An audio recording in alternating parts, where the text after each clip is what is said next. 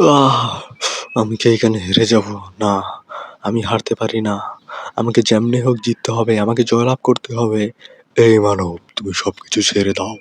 তুমি আমার সামনে একটা পিঁপড়ার মতো। আমার সামনে তুমি কখনোই জিততে পারবা না। আহ! আমি আমি মরতে পারি না। আমার ফ্যামিলির জন্য আমাকে বেঁচে থাকতে হবে। আমি মরতে পারি না। হ্যাঁ? আমি কই? আমি কি টাইমে পাস্টে ফিরে এসেছি? আমার সাথে এসব কি হচ্ছে? আমি কিছু বুঝতে পারছি না। তো গাইস, এই মানাটা অনেক জোস। এখানে আমাদের মেইন ক্যারেক্টারকে ডিমন কিং মেরে দেয়, কিন্তু সে আবার পাস্টে আসে ডিমন কিংকে মারার জন্য। তো চলুন দেখা যাক। মে ১৬, ২১৬৭ সাল। ডিমন কিং ও তার আর্মিরা দুনিয়াতে প্রথম পদক্ষেপ রাখে। এরপর থেকে ডিমন কিং ও তার আর্মিরা দুনিয়াতে লুটপাট এবং চতুর্দিকে হত্যাকাণ্ড চালাতে থাকে। সব মানুষকে মেরে দিচ্ছিল তারা। আর হিউম্যানিটির লাস্ট হোপ ছিল একজন, যাকে আজ হত্যা করা হচ্ছিল। আমরা দেখতে পারি সেই মানুষটাকে, দ্য হিউম্যানিটির লাস্ট হোপ। আর এ হচ্ছে আমাদের মেইন ক্যারেক্টার, নাম অ্যাশ। সি, কিন্তু আমি তাকে অ্যাশ বলে ডাকবো। অ্যাশ বলতে লাগলো, আমি এখানে মরতে পারি না। আমি কিছুতেই এখানে মরবো না।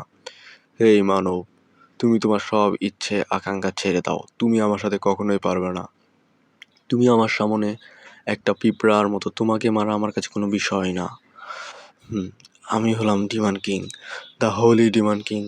আর যত ডিমন কিং দুনিয়াতে এসেছিল তারা সবাই আমার গোলাম ছিল, বুঝছো মানব?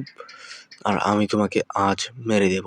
তুমি জাস্ট আমার একটা শক্তির আর একটি পয়েন্ট হবে। আমি তোমাকে মেরে তোমার সব শক্তি অ্যাবজর্ব করে নেব। এই নাও।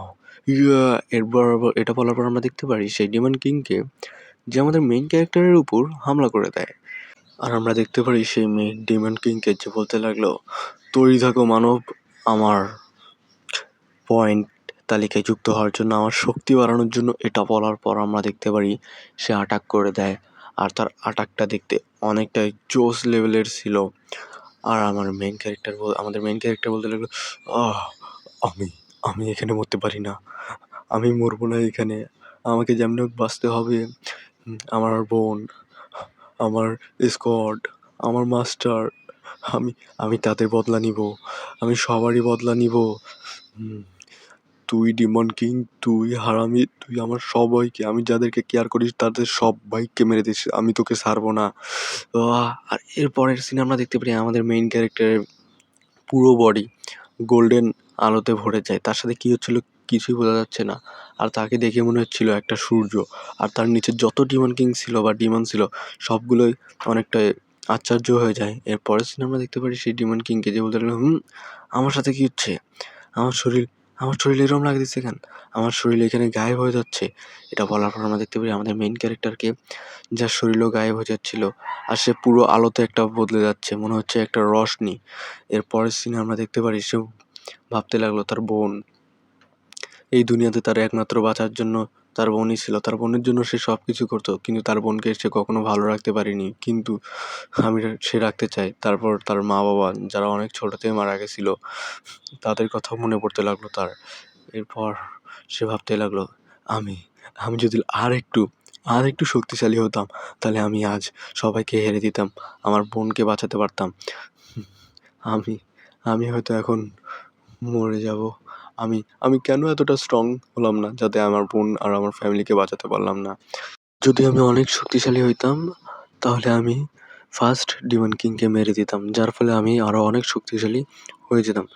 এর পরের সিনে আমরা দেখতে পারি আমাদের মেইন ক্যারেক্টারকে, যার চোখ খোলে একটা বেডে। হুম আর সে বুঝতে পারছিল না যে সে কোথায়। হুম আর পরের সিনে দেখানো হয় মেইন ক্যারেক্টারকে, যে বলতে লাগলো, এ আমি কোথায়? আমি এইখানে কি করি? আর আমি এটা কোন বেডে আছি? হুম আর এসব কি? আমার হাতে ব্যান্ডেজ করা কেন? আমি তো ওইখানে ফাইট করছিলাম। আর আমি জীবিত জীবিত কেমনে আছি ভাই? এর পরের সিনে সে বাইরে দেখতে লাগলো, আর বুঝতে পারলো যে সে আবার 10 বছর পিছনে ফিরে গেছে।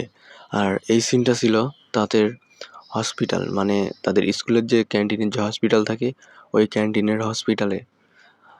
আর আমরা দেখতে পাই সেখানে আশেপাশে অনেক লোকজন কথা বলছিল। আর আমাদের মেইন ক্যারেক্টারকে দেখতে পারি, যে বলছে, আমি সত্যি পাস্টে ফিরে এসেছি। তার মানে আমার কাছে এখন সুযোগ আছে, আমি সব কিছু করতে পারি এখন। আর সে আয়নায় নিজের চেহারা দেখতে লাগলো আর বলতে লাগলো, আমি সত্যি পাস্টে ফিরে গেছি, আমার চেহারাও আগের থেকে অনেক ইয়ং আর বাচ্চাদের মতো লাগছে। তার মানে আমি আমি কি সত্যি পাস্টে এসেছি? তাহলে আমার কাছে এখন আরেকটা সুযোগ আছে, আমি কি আমার বোনকে দেখতে পারবো? এরপরে আমরা দেখতে পারি তার সামনে একটা সিস্টেম নোটিফিকেশন আসে আর বলতে লাগলো, সিস্টেম আপনার সাথে ফিউশন হচ্ছে, সিস্টেম ফিউশন কমপ্লিট। এরপরে আমরা দেখতে পারি সে বলতে লাগলো, এটা 16ই মে 2157, মানে 2005-7। এরপরে আমরা দেখতে পারি সে বলতে লাগলো, এইবার আমি যেমনি হোক এই মনস্টার আর ডিমন কিংকে মেরে দিব, আমি কাউকেও ছাড়বো না, কাউকেও না। এরপর আমাদের 3 বছর পর 2160 সালে প্রথম ডিমন কিং এইখানে আসবে। আর আমি ওই ডিমন কিংটা এতটা পরিমাণে পাওয়ারফুল ছিল, অনেক, যে প্রায় হিউম্যানিটির 50% মানুষের উপর সবাইকে মেরে দিয়েছিল। এরপরে সে বলতে লাগলো যে তারা ডিমন কিং শুধুমাত্র মজার জন্য এখানে আসতো আর মানুষকে মারতো, কারণ মানুষকে মারা তাদের ভালো লাগতো। আর প্রথম যে ডিমন কিং আসে সে পুরো ওয়ার্ল্ডকে ধ্বংস করতে চাইছিল। এর পরের সিনে আমরা দেখতে পারি আমাদের মেইন ক্যারেক্টারকে, যে বলতে লাগলো, কিন্তু আমি এখন ফিরে এসেছি, মানে ফিউচার থেকে ফিরে এসেছি, তো আমি যেমনি হোক বাঁচাইবো, সবাইকে বাঁচাবো। ডিমন কিং, আমি কাউকে ছাড়বো না, আমি সবাইকে রুখে দিব, এবার আমি আমার ফ্যামিলি, আমার বোন আর সকলকে বাঁচাবো। এর পরের সিনে আমরা দেখতে পারি সে সিস্টেমের দিকে দেখতে লাগলো আর বলতে লাগলো, এটা কি কোনো স্কিল নাকি কি, কিছুই বোঝা যাচ্ছে না, এটা আসলে কি করেটা কি। এর পরের সিনে আমরা দেখতে পারি সিস্টেম তাকে স্ট্যাটাস দেখাচ্ছিল, তার নাম, সে তার কত কত পয়েন্ট আছে, কি কি অ্যাজিলিটিতে বা যা যা থাক ওগুলো দেখাচ্ছিল। তো চলুন একবার দেখা নিয়ে যাক ওইগুলো। তো আমরা দেখতে পাই তার নাম অ্যাশ, তার স্ট্রেংথ 100, স্ট্যামিনা 100, সব কিছু 100 আর কি, এক কথায় বলতে গেলে। স্পিড, তারপরে লাক, মেন্টাল, সব কিছুই 100। সে লেভেল 1-এ। সে বলতে পারে, এটা কি আমার স্ট্যাটাস দেখাচ্ছে, আসলে এই জিনিসটা কি, আমি এটা কিছু বুঝতে পারছি না, নাকি এটা কোনো কিছু একটা। এরপরের সিনে সে বলতে লাগলো, এখানে 5টা জিনিস আছে, মানে 5টা আছে আর কি, ক্লাস আছে, যেটা হচ্ছে ওয়ারিয়র, তারপরে হিলার, মেজ, আর ওই রকম কি সোলো লেভেলিংয়ে যেরকম থাকে ওই রকম। দেন আমরা দেখতে পারি সে ভাবতে লাগলো, এর আগের এর আগের এর আগের জন্মে সে কোনো ক্লাস আবেগিন করেনি, যার ফলে তাকে সবাই অপমান করতো, কিন্তু এইবার সে আগেরবারের মতো করতে দিবে না, কারণ আগেরবার সে 3 বছর পর আবেগন করেছিল, কিন্তু এবার আগে আবেগন করবে। এবার সে আরও ভাবতে লাগলো, এখন চলো এই বিষয়টা নিয়ে ভাবা যাক, যে আসলে সিস্টেমটা কি আর এটার কাজটা কি, এটা কি কোনো অ্যাবিলিটি নাকি অন্য কোনো কিছু। এরপরে আমরা দেখতে পারি সিস্টেম তাকে তার অরিজিনাল যে অ্যাবিলিটিটা ছিল, লাইটিং অ্যাবিলিটি, সেটা দিয়ে দিচ্ছে। আর আমরা দেখতে পারি আমাদের মেইন ক্যারেক্টারকে, যে বলতে লাগলো, এই লাইটিং অ্যাবিলিটিটা আমার আগের জন্মের ক্লাস ছিল, আর এটা অনেকটাই পাওয়ারফুল আর শক্তিশালী, এই লাইটিং ক্লাসটা সত্যি অনেক অনেক বেশি পাওয়ারফুল ছিল। আর বলতে লাগলো, এই লাইটিং ক্লাস দিয়েই আমি হিউম্যানিটির সবচেয়ে স্ট্রংগেস্ট ওয়ারিয়র হয়েছিলাম। এরপরে আমরা দেখতে পারি সে ফিউশন করে নেয় সেই লাইটিং অ্যাবিলিটিটার সাথে, আর এটার পাওয়ার কিন্তু অনেক লেভেলের হাই। এরপরের সিনে আমরা দেখতে পারি তার কাছে একটা ছেলে আসে, তার ফ্রেন্ড, নাম হচ্ছে মার্লন, বা আমি একে চোদনা বলে ডাকবো, যাই হোক, বা চশমা, যে কোনো একটা। তো আমরা দেখতে পারি মার্লন মা চোদনা বলতে লাগলো, হে ডিউড, তোমার কি খবর? তুমি কি ঠিক আছো? তুমি কি ভালো ফিল করছো না নাকি? তুমি কি সব কিছু ঠিক আছে তোমার?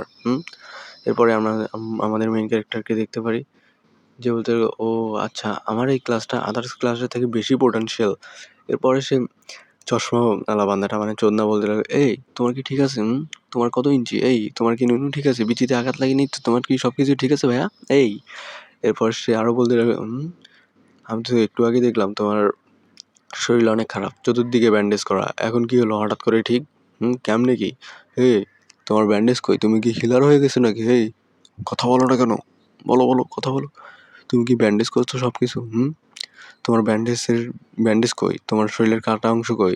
আর আমরা দেখতে পারি আমাদের মেইন ক্যারেক্টারকে, যে ভাবতে লাগলো, এই ছেলেটা সবসময় আমার পাশে ছিল, আমি তোকে বিপদে রাখতে দিব না দোস্ত। এরপরের সিনে আমরা দেখতে পারি সে মার্লন মা চশমা ওকে নিয়ে যাচ্ছিল আর বলছিল, এই বন্ধু, চলো চলো, কালকে আমাদের টেস্ট আছে, আবেগহীন টেস্ট আছে, চলো চলো আমরা একটা রাউন্ড দিয়ে আসি। এরপরে আমরা দেখতে পারি তারা দুজন কথা বলতে বলতে যেতে লাগলো। আর মার্লন মা বলতে লাগলো, আমি জানি তুমি কোনো ক্লাস আবেগান করবে না, কোনো বিষয় না, চলো গার্ডেন থেকে তাও ঘুরে আসা যাক। এরপরে আমরা দেখতে পারি তাদের স্কুলের যে গার্ডেনটা ছিল, সেই গার্ডেনটা, সেখানে অনেক ছেলে মেয়ে ছিল, খেলতেছিল অনেকেই, আবার অনেকেই যা যা আর কি গার্ডেনে করতে হয় সেগুলো, অনেকেই দেখতে পারছি রানিং করতেছিল, অনেকে আবার এই যে ফুটবল নিয়ে খেলতেছিল। একজন মেসি মানে আর্জেন্টিনার জার্সি পরেছিল আর কি। এরপরে সিনে আমরা দেখতে পারি আমাদের মেইন ক্যারেক্টারকে আর মার্লনকে যা হাঁটছিল আর বলতে লাগলো, তাহলে কালকে আবেগেন টেস্ট আছে, তো চলো দেখা যাক কি কি করতে পারি। আর আমাদের মেইন ক্যারেক্টার সে ভাবতে লাগলো, হুম, আমি আমার বোনের জন্য সব কিছু করতে পারবো, এর আগের জন্মে আমাকে যা যা অপমানিত হয়েছে আমি সব কিছুর বদলা ফেরত দিব। আমি আমি এখন থেকে লেভেল আপ করবো, level up aespa, level up with ash guys. এর পরের সিনে আমরা দেখতে পারি সে বলতে লাগলো, এই এরাতে যত ডেঞ্জার আছে সবগুলোই ওই বড় বড় গিল্ড, নামধারী গিল্ডগুলো নিয়ে রাখতো। আর ওই গিল্ডের অনুমতি ছাড়া সেগুলোতে কেউ ঢুকতে পারতো না, এমনকি গভর্নমেন্টের লোকও কেউ ঢুকতে দিত না, তারা এতটা পরিমাণের লোভী ছিল। এরপরে আমরা আমাদের মেইন ক্যারেক্টার দেখতে পারি যে সিস্টেমের সাথে কথা বলছিল, আর সে বলতে লাগলো, আমি এখন ডি র্যাঙ্কে যাওয়ার জন্য আমাদেরকে অনেক মনস্টার মারতে হবে। এরপরে আমরা দেখতে পারি মার্লন মা যে বলতে লাগলো, আসলে এই চোদনাটা কী করতেছে। আর আমাদের মেইন ক্যারেক্টার ভাবতে লাগলো, আমি তো এই চোদনার থেকে অনেকটা স্ট্রং আছি তাও। আর হঠাৎ করে আমরা দেখতে পারি মার্লন মা চোদনার উপর একটা বাস্কেটবল এসে লাগে, আর তার মুখের পা থ্যাবড়ায় ন্যাবড়া হয়ে যায়, আর সে মাটিতে পড়ে যায়।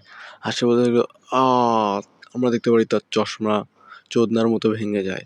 এরপরে আমরা দেখতে পারি কতকগুলো বুলিকে, যারা বলতে লাগলো, কিরে মার্লন মা আর অ্যাশ, তোরা এখানে এসেছিস, তোরা ঠিক আছিস তো?